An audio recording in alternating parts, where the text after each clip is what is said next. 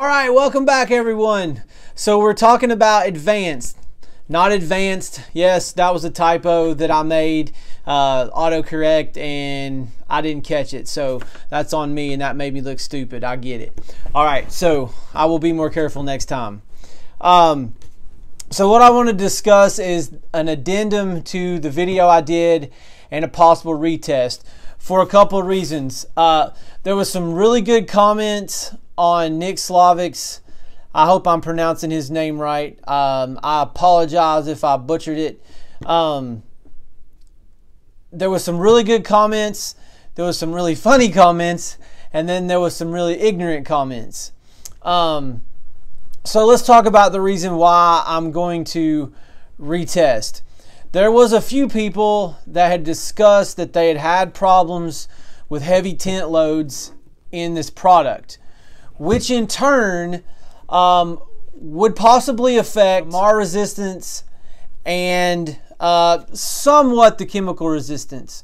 But I really want to relook at that MAR resistance. I never said in the video that because it couldn't take these harsh chemicals that it's a bad coating. Okay, let's just get that off the bat straight. It just means that it's not a super chemical resistant coating. So why would I want to test these products with such heavy chemicals?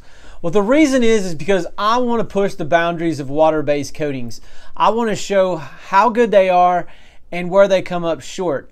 Now, we have found that there's several coatings out there that are just as good as solvent-based conversion varnishes and 2K polyurethanes in the solvent-based world.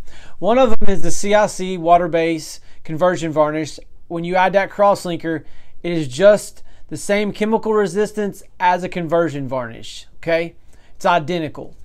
Now, also the Malaysia 2K poly is as good as a conversion varnish in water base, and we also found that in the clear side of it that it was actually more chemical resistant than its brother or sister solvent based finish.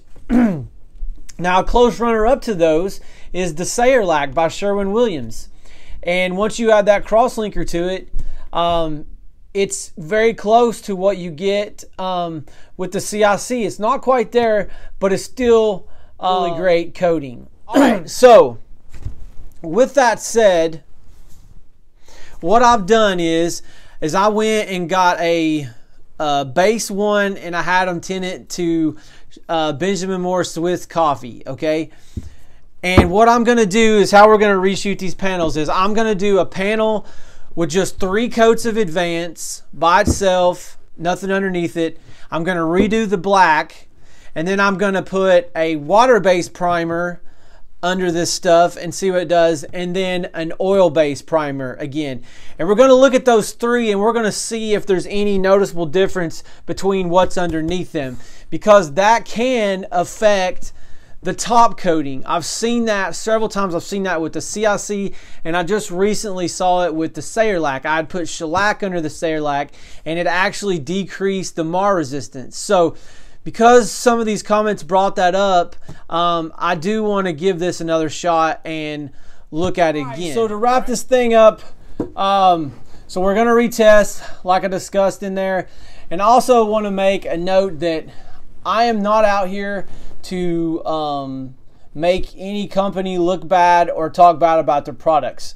I'm just doing the testing and reporting back what I find, and then it's up for you guys to decide what you're going to do.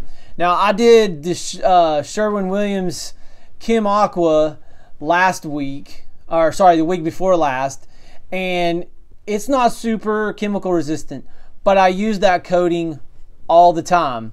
And if you go to my Instagram page, you'll see I just bought a 5 of the Sayerlac.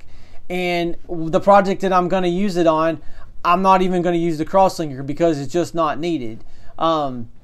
So keep that in mind, guys. All right, so that about wraps it up for this. Make sure you like and subscribe. You can catch me at Eric Reason on Instagram and Facebook.